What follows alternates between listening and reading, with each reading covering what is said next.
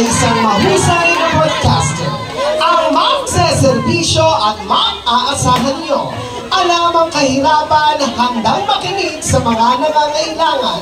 Galing sa kahirapan, kaya't alam ang ating kalagayan. Ang tinaguriang utol ng 5 Distrito, palakpakan po natin ang numero 12, Konsehal Tol Mac Ignacio.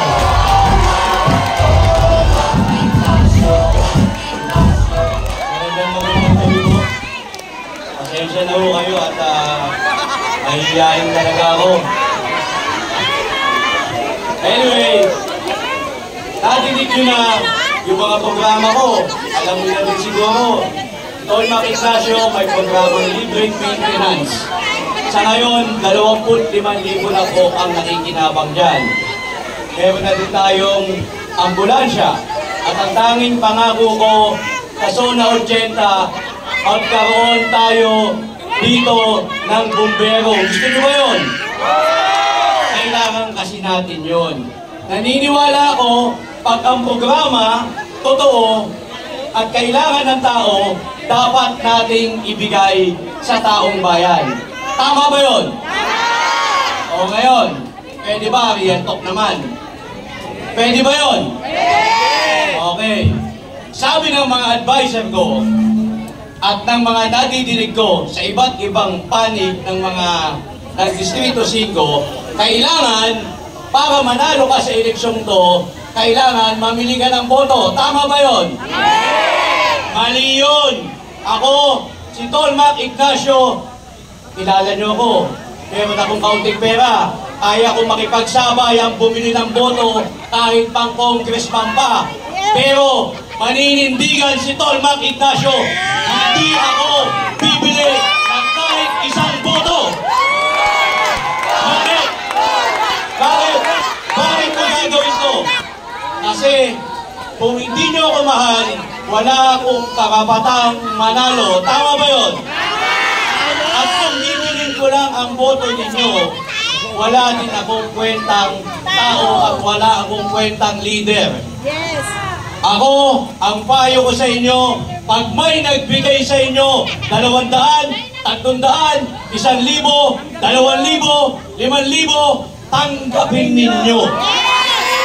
Pero tatandaan ninyo at lagi nyong iisipin, may programa ba ang nagbibigay sa akin ng pera?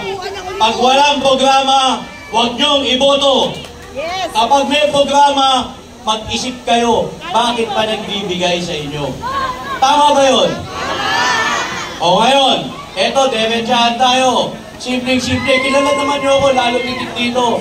Diretso magsalita si Tol Mac Ignacio. Pag tama, kakampihan kayo. Pag mali, syempre, lalaban sa inyo. Kasi mali nga, ayokong nakakistorbo ng mga tao. O ngayon, ako, simpleng-simple lang po ang gagawin ko. Real talk lang tayo. O kukuha ako ng mga, ang tawag dito, watcher.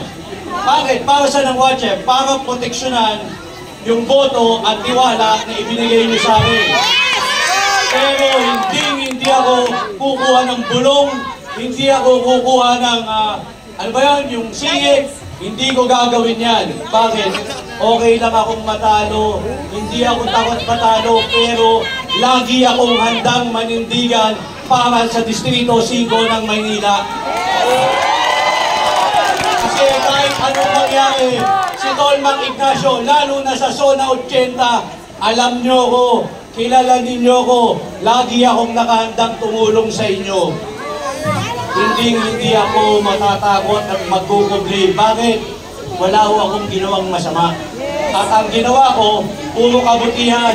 Kaya ako, naniniwala po ako sa tulong ninyo at sa tulong ng Panginoon. Ako po ay mahahalal bilang susunod na konsehal ng Distrito 5 ng Maynila. Okay na yun ito ha. Basta tayo ang kasunduan natin. Pwede nyong isangla yung boto nyo. Sangla lang. Okay ba yun? Sangla nyo na. Huwag na huwag nyong ibebenta. Dahil nag-iisa lang yan. Magkapantay tayo. Mahirap, mayaman, babae, lalaki, bakla, tomboy, iisa lang ang boto. huwag niyong ibebenta. Pangako niyo yan sa akin, please. Dahil madaming magsasamantala. Pagkatapos ng ibenta, babawi yan. Sinong babawi yan? 3 taong kayong babawian para sa maliit na halaga. Anyway, muli, ito si Tolmac Ignacio, ang utol ng 5 Distrito. Maraming salamat po. Number 12 sa balota. Maraming salamat po. Muli, huwag naman po natin kalilimutan ni Shane, ang number 12, sa hanay po ng mga konsihal. Palakpakan po natin, Councilor Tolmac Ignacio. At sa mga pagkakataon po ito, bago po natin ibigay ang ating susunod na tagapagsalita, sadyang napakabalag po nating lahat, nalitigit po dito po sa mga batang mulyo, sapagkat kasama na rin po natin ang minahal natin bilang ama ng lungsod ng Maynila at ay naglilingkod bilang congressman. Huwag naman po natin kalilimutan shade ang number 63, Buhay Party List. Palakpakan po natin, Congressman Lito Atienza.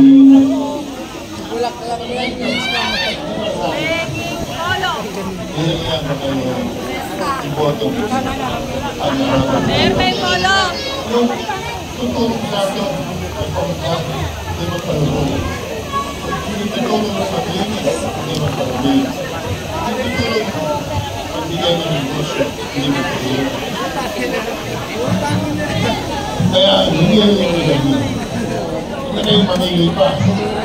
Bakit na, ha? Piliin na natin yung karapat natin. Walang iba kundi si Yorme Isko Moreno. Siya lang ang matangin-tangin gagawa ng tama ang gagawin. Kaya kaya dito, ang ginapan kayo sa lupa ng nilakan Lito Atienza. Malakas ang loob ko yung umilisip yung nagawa sa tagat. Ginawa ko ba sa ibigay ng PSP.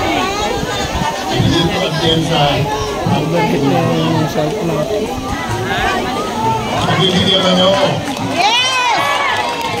Ang hindi buboto at pinili namin Yorme Isko Moreno. Hindi ba lagi kayo magpipilihan kayo. Gusto niyo mahirap? Gusto ba niyo ng basura? Tinampakan tayo ng basura. Hindi nila ng Manila. Pero ngayon walang basura. Ngayon, wala na Manila.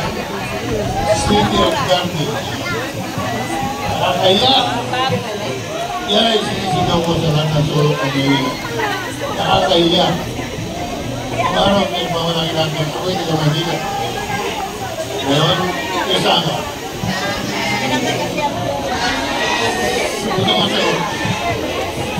Kasi naiiyak yan. Darating ang araw, atin na. Ulit na natin. Kaya magmamalaki natin tayo sa teknolohiya.